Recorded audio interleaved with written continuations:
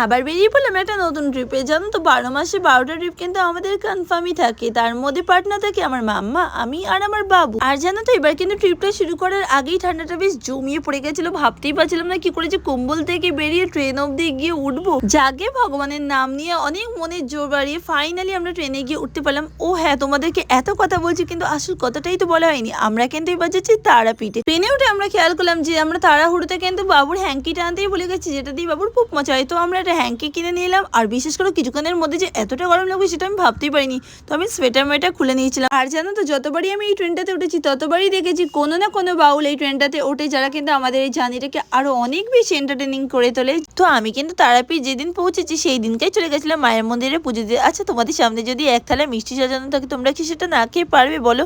ঠিক আমার সঙ্গেও সেরকম হয়। তারাপীঠ অব্দি পৌঁছে গিয়ে মায়ের মন্দিরে পুজো না দিলে আমার কিন্তু ভালোই লাগে না। তো ভিডিওটাকে আমি এখানে এন্ড করছি। ভালো লেগে থাকলে লাইক শেয়ার সাবস্ক্রাইবটা করে দিও guys. For today bye, love you.